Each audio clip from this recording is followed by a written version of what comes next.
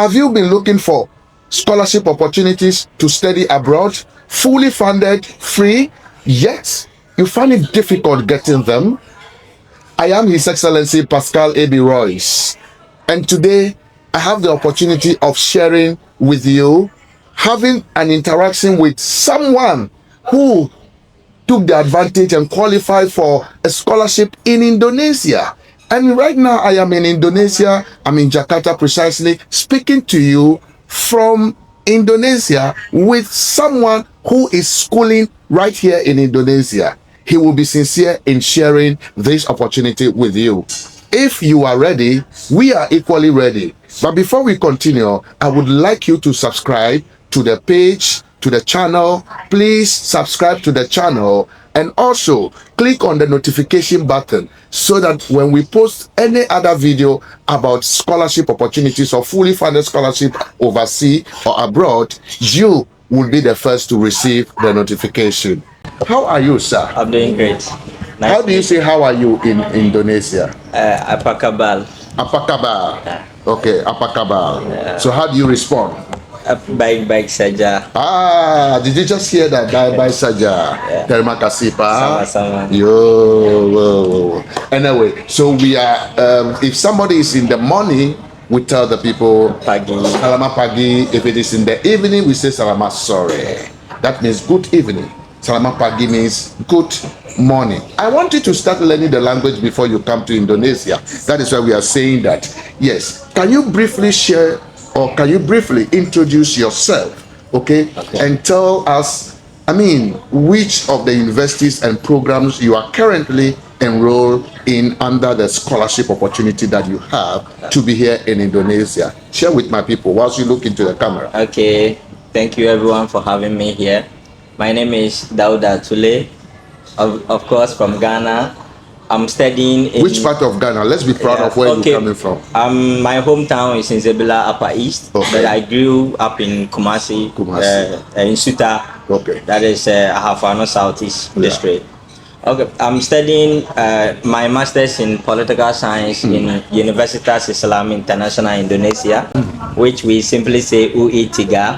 And it has quite been a journey and an interesting one as such. So in Indonesia, we usually say Nama saya Dauda, saya mahasiswa Universitas Islam International Indonesia. Nice to have you. And it's a great opportunity, and I hope that at the end of this insight, you'll be able to find pathways to get opportunities to also benefit. As we all benefit, even when we were from backgrounds that we could know that it wouldn't have been possible to be able to travel this far. Thank you, and nice having you here. Wow, I love your introduction, and I love the way you are encouraging the people. That really means that you have become an Indonesian already. Yeah.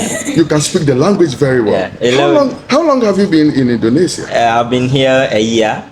Just a year? Yeah. Guys, those of you who feel that no, learning another language, learning this will be difficult, I think these are some of the factors why you don't want to come, because they say I have to do Bahasa language for 1 year, they are going to teach. Look, this gentleman, I believe you are even speaking in more than Eve, Akan. Yeah. How many languages can you speak from Ghana? Okay, I speak Twi. My language, of course, Kusal. So that is all you know. So you see, two. Apart from that, but he's now adding Indonesia, and it looks like Indonesia is Indonesia language Bahasa is much more. You can learn it much more faster than Eve and Ga. Yeah. Right. Yeah. I see. Yeah. Because interestingly, my university don't teach in Bahasa; they teach in English. But yet, we still learn the Bahasa because you go to market to buy things, you interact, and the rest. Please reduce the price. How do you say reduce the price? You say if it's expensive, you say it's mahal. Please, it's mahal.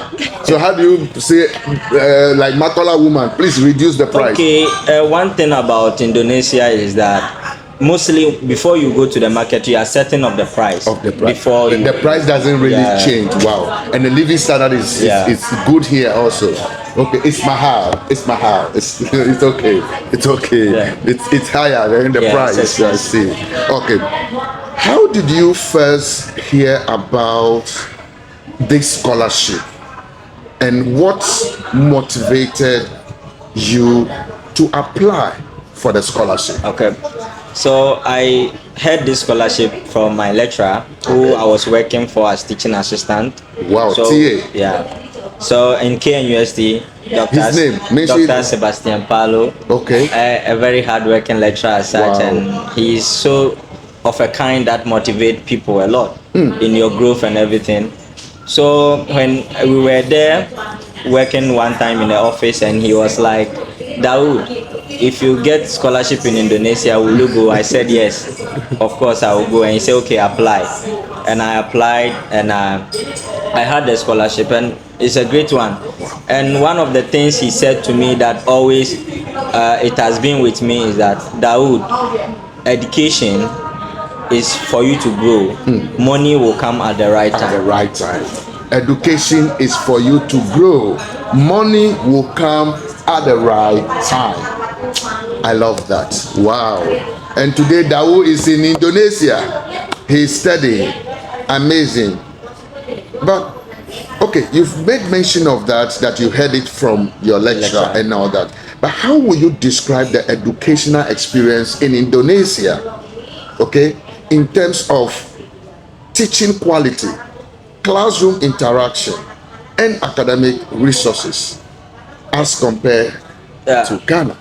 My university, as I said, and as an international university, is one of the great universities with a lot of professors with different background. Because even at a department, I think most of the lecturers have background. They either completed their PhD in the US, UK, Australia, So and various yes, culture. and with particularly in terms of research, I would say I've grown a lot because I was coming from a background of history, of which sometimes history some technicalities in politics of the way we write, where theoretical anchoring and the rest.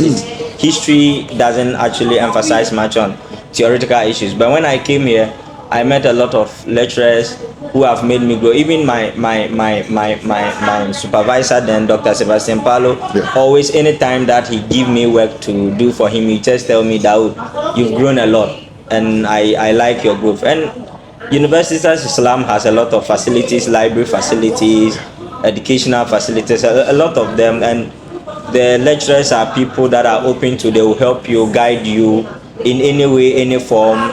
Where sometimes when you even come, you might not know the way our classroom is just a mini seminar room. We sit around, you might not even know who is the lecturer and who is the student. We just because they mingle with you guys, they don't really show any difference. No.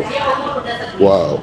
So these are a lot of things that you really come across, because you work as TA. That is why I'm asking you this, because you've worked with a lot of professors and lecturers and all that. When you were a TA and we work, were you, be sincere, do you relate to other students who come around for some support and etc., like the way you are saying it here? Okay, actually, in classroom, I will ask your students if you I used to be one of the person that I would say I was not a like TA because I was very strict when it comes to rules and regulations. Thank you. Because I do not want a situation whereby you lax the rules for students just because. But I was very strict because it's also a way of keeping the classroom very safe for learning.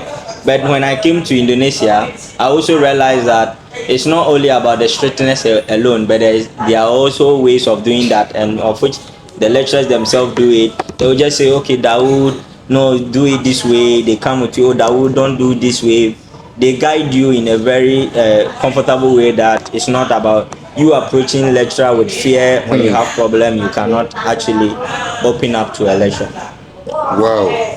And this is what you have learned from that, right? So that has been what you have been, but you have seen the difference here, how they are.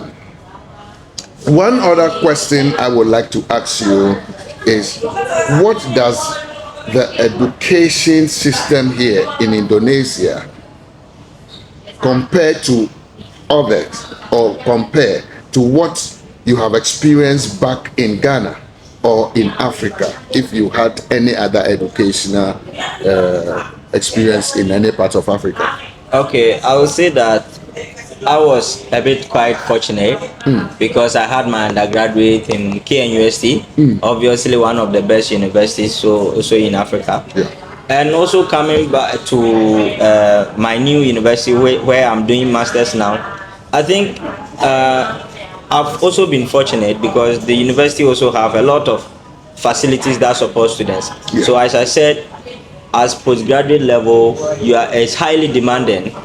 But one thing I just like about my masters in Indonesia is how they overemphasize on, or they continue to emphasize on research, the importance of research, various methodological way of doing research, and various ways of trying to tackle a problem in a very what do you call it, an advanced manner.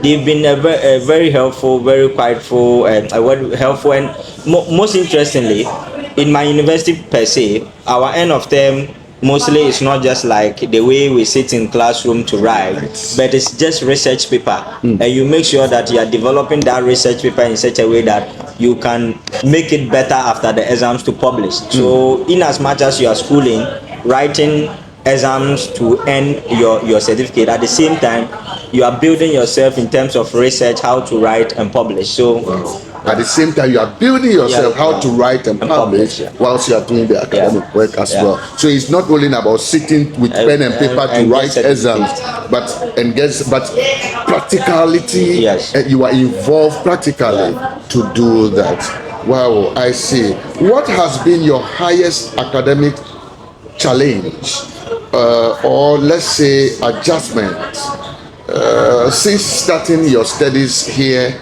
in Indonesia? Okay, I think the highest challenge is intertwined with the opportunity, because when we came here, first of all, I was taking 5 courses my first semester. Okay. And definitely in Ghana, if you are taking those courses in undergrad, it could have been maybe end of term, you just write exams and the rest. But when we came here, you realize that every week is demanding. The courses they give you a lot of readings that will help you. So the readings too, for you to be able, for them to also be certain that you do the reading, we have what we call the response paper. You submit response paper and the rest, try to synthesize the readings you've read, because you can make contribution in the class. Because you have to know that in a postgraduate level, the lecturer, you don't expect the lecturer to come and teach. What you do is that is what we call it seminar. You come, both of you will confront the reading, and it's like the way should I say maybe parliamentarians will behave. This one will share his opinion, this one will say no, it's this way, this is how I understand it, in a very respectful manner. So doing a lot of readings in a week was not that easy, but I think I can say that it has been some of the things that have helped me. I've adjusted a lot, and and the important thing of doing the reading is that you confront different ways how people tackle problem, how people write, and that is how you begin to learn and also grow as individual. Wow, I like how passionate you are and how you share about the opportunity and the differences in Africa and here. And you could see that back in Ghana or in Africa, even the 5 courses you would have done, you need to sit for terminal, either mid-term, mid-term exams, or end of term exam. But here you put it into research, and every week, so it's demanding. They put it to you practically. So by the time you are done, it's not like theoretical, you know about this. No, you are really coming to know more and more. I see. That's amazing. How will you describe your living condition in general? Okay, your living condition and general lifestyles here in Indonesia as compared back home. Okay, from Ghana when you were in Ghana. I mean, put the two together. Let's see. Okay, yeah, I think honestly, someone that is from a very humble background. Okay. My dad is a farmer. Okay. So in Ghana, sometimes even there are times when you are in school, you want to even ask for something, and sometimes you feel bad for asking. Although it's their responsibility, but you see how far your parents have tried. They've pushed you, and they are trying to help other siblings, and you feel like where you've gotten to, you should also have some kind of responsibility, and you cannot actually deliver. But when I came into Indonesia, in as much as I'm having the best time to do my education and grow, having masters, at least I won't say that I can save much to become a millionaire, but at least when there is problem and there is some kind of emergency, I can step in. Sometimes I do help. Sometimes I do tell one of my friend, Kausara Damwiti, I say the important thing is that sometimes I look at things that when some things become critical and demand some kind of money. Imagine I was to be in Ghana and I don't have job yet. And then you are schooling. No one will listen to me. Of course. Because I don't also have an elderly ones that I depend on. It's more or less like I'm the one that the siblings. You are the eye of the family. Yeah. Everyone is looking up to you. But today, as you are in Indonesia, you are able to send money back home. Yeah. When you first came here, how many times do you mostly send money back home? When I was here, I think that time Honorable Ato was not forcing. It was not there. He was not forcing there. So we could send a lot of money, even 3 times, and even sometimes, even not my family only per se. Sometimes my friends, I just looked at. Okay, maybe sometimes you are in school. I know when I was in school, I can send you money at any time.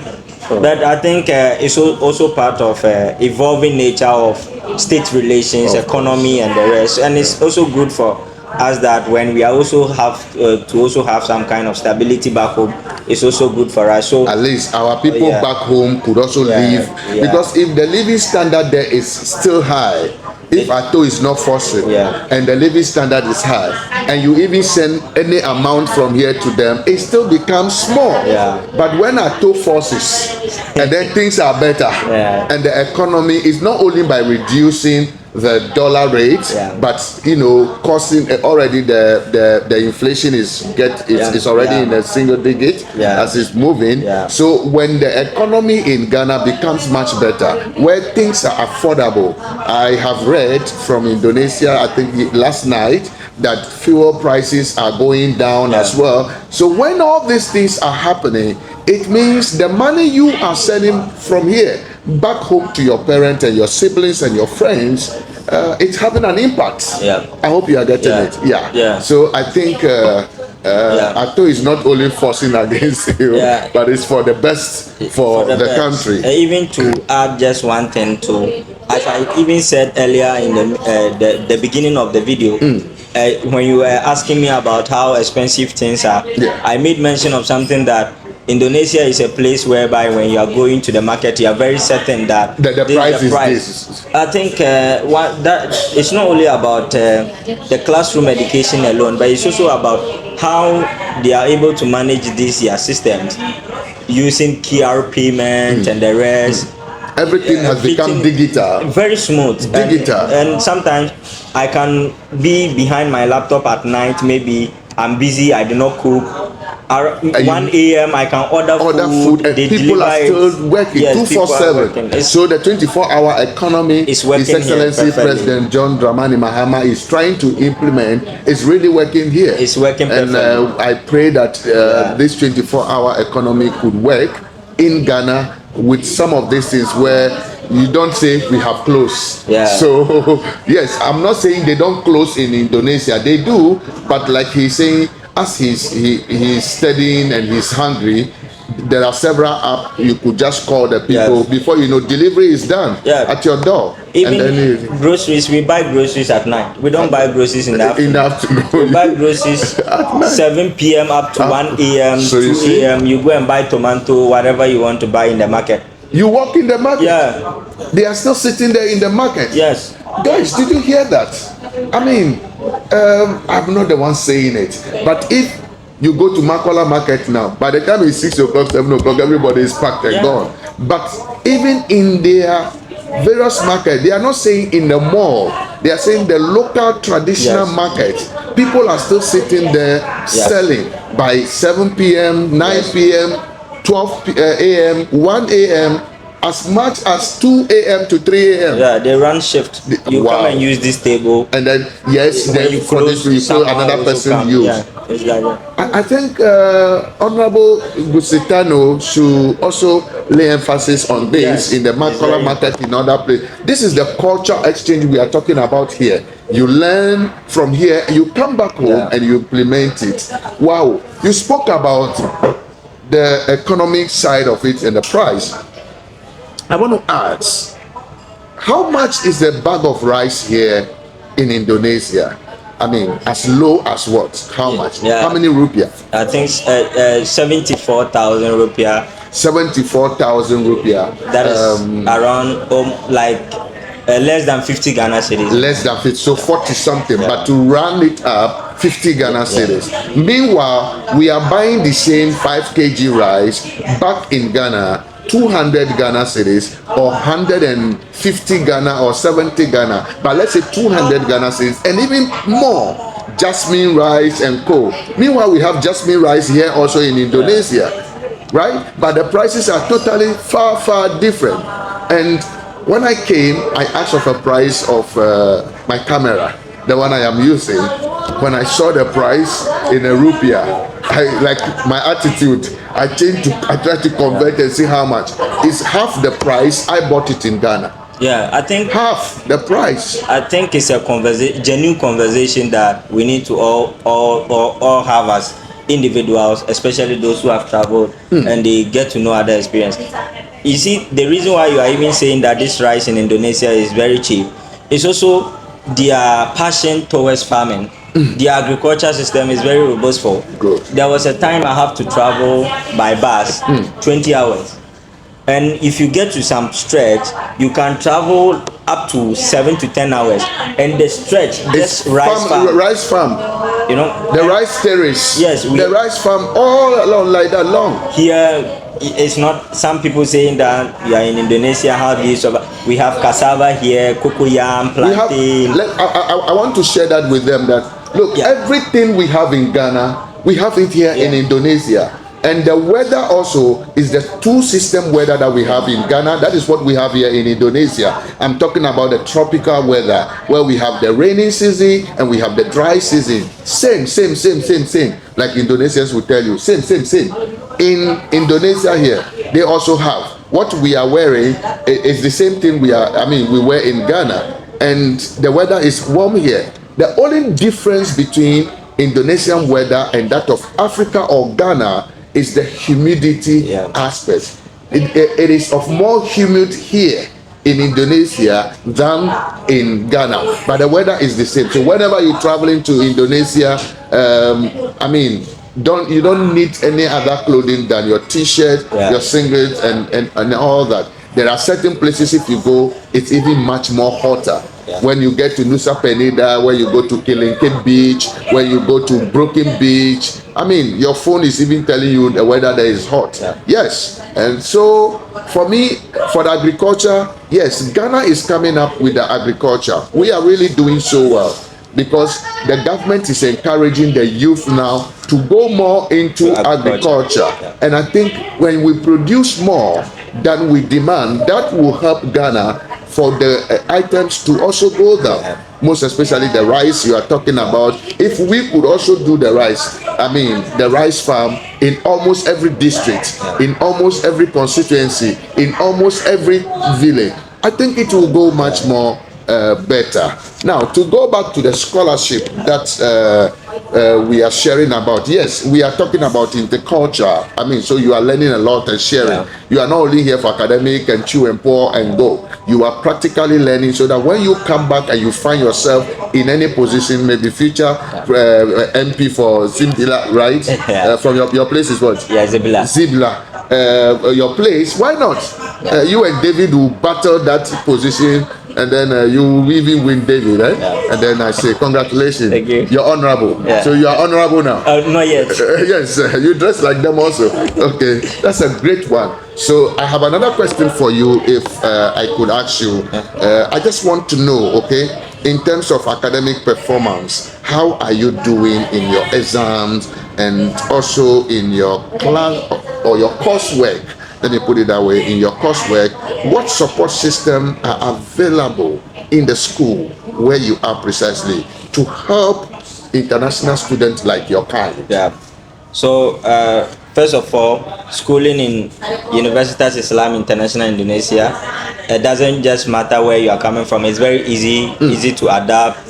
A lot of students you can collaborate with. The lecturers are very good. Library system is very good because even during it got a time during vacation I have to spend a lot of time in the library because the library is very convenient, a very big library with a lot of resource. Wow. And with reliable internet everywhere in the school that Wow. you can use, another clean environment and facilities. And to me, I would say I will give most credit to also the lecturers as well, Okay. because the lecturers to me have also helped my life a lot. How they manage to get the patients to turn you around. Dawood, do this. Dawood, you need to model this one this way. That is how we write. We don't do it this way. Yes, they find time for you. And in doing so, to make sure that you are able to put it into practice, that is how they've modeled their system in such a way that at the end of the term, the goal is to help you write or make research. So definitely you are being assessed at the end of the term based on your research paper. So I think I've coped and I'm doing well and it's going well. And I think anyone that has this ability or this is wishing to grow, I think you have a lot of opportunities to grow, and here can also be a stepstone to somewhere because we are even here. There were some of our colleagues, seniors who were graduating, that some even had admissions to US and the rest even before their graduation. So I think You mean here in Indonesia? yeah, it's step by step. You know, what life throws at you, you take that opportunity, make use of that opportunity. Sometimes it's not just about where you study. Of course, when you say you studied in Indonesia, if someone can even Google, you can check in terms of education quality. They are made. When it is around between first to 10th, Indonesia is somewhere around fifth. Yes, it's in the fifth. Yes, the educational system is doing so well. It's good. So that is the opportunities one need to pick instead of you staying. Me, I had a conditional offer to Birmingham University. I could not afford some of the things they required, but and you have to pay. Yeah, but with this scholarship, I never paid anything. When I called my dad and I said I've gotten scholarship to go and study in Indonesia, and my dad is saying, how much are we talking about here? That's the point. How much? I told my dad, there's nothing to worry, everything is being catered for. My dad was like, is it true that everything is being catered for? And my dad never believed that there are such opportunities that exist these days until my dad was accompanying me to the airport. I think it's also the first time I saw my dad tears because my goodness, he did not believe that this is too emotional. It could come soon. I mean, he never believed that a child could even go. Have you had the opportunity to travel abroad before? No. This is your first time traveling abroad? Yeah. Oh my goodness, Charlie. I'm super proud for you. Thank you. I'm happy. I'm excited. Yeah. If you had also ignored or even psych yourself, like our sister said, that change of mindset is what everybody needs. That's Indonesia. It's not like it's what you are going to do is to study. And Indonesia is not a village. No. Let me let you know, Indonesia is of a total population of 280 million to 300 million people, which place them as the fourth largest populated country in the world after China, after India, and after America. Fourth is Indonesia. And sincerely, Indonesia, when you talk about East Asia, Indonesia is number one. Economically, they are good, but when you try to place them globally, between first and 10, Indonesia is among such. And Indonesia's city is very big, very well developed. You saw the speech train. They manufacture almost every single thing they use by themselves. We are using them in Africa. The matches, the 3-leg pot, it's made from Indonesia. Check the back. If you go to your kitchen, turn it the red side. They normally write it there, made in Indonesia. I'm talking about the match or the matches, the 3-leg matches. Yes, it's made from Indonesia. The Indomie you have been eating is made from Indonesia. It's, you see, the meaning of Indomie simply means Indonesian noodle. We call noodles as mie. Yeah. And then because it's an Indonesian product, it is called Indonesian noodle, which is Indomie. Yeah. And the Indo food is here in Jakarta. Yeah. Have you been to that place before? Yeah. I mean, it's in a tall building. Yes. One day when I come again, I'll take you people there for tour. And then I really want some of you to even be doing internship in some of these places. And you see, Indonesia, to be honest, has a lot that they can offer Africans. Yes. And today, Ghana is going to start producing its first vaccine with the help of Indonesia. You see, when you come to pharmaceutical, even when you come to aviation, the aircrafts, the helicopter, the ammunitions, the weapons, and etc., Indonesia manufactures all these things. Yeah. So tell me what else you want to say. I mean, some of you are just not thinking. Today, he has changed his mind without even knowing much about Indonesia. He told his lecturer who introduced him and said, I am going, I will go to Indonesia. And today, he is in Indonesia. Yeah. If you were to be in somewhere, I don't want to mention the countries, but if you were to be in those other parts that people want to go, you wouldn't have been able to save enough. You wouldn't even have enough to be able to send back home to your family. You would have been struggling. Yeah. And people are calling back, the government did not pay this, they owe this amount of money, they are going to close, sack students back home. But Indonesia, no government is supposed to pay. The government of Indonesia is the one paying for you. Yeah. So either through the school or through your whatever KMB scholarship, we have several scholarship opportunities. But please, I just want to let you know that Indonesia is not a village. It's not a village. It's not a poor country. Okay? You can see, as you are seeing the city, this is the city of Indonesia. As you are seeing it, can you see it on your screen? Yeah. If this alone is not enough for you to know that Indonesia is a well-developed country and a beautiful place, what else do you want us to share with you again? Yeah. If this is your first time you are watching me, I am His Excellency Paskal A.B. Rois, the Honorary Consul of the Republic of Indonesia in Ghana, and as well the founder and the leader of Rois Group of Companies. If you haven't yet subscribed to our channel or click on the notification buttons, please do remember to do that. If you have any questions to ask about the scholarship opportunities, which I promise sharing, okay, we will share the details, the year that it will come, the month and everything. Please state all your questions you have after watching this video in your comment sections, and we believe to respond to each single comment that you will put up there.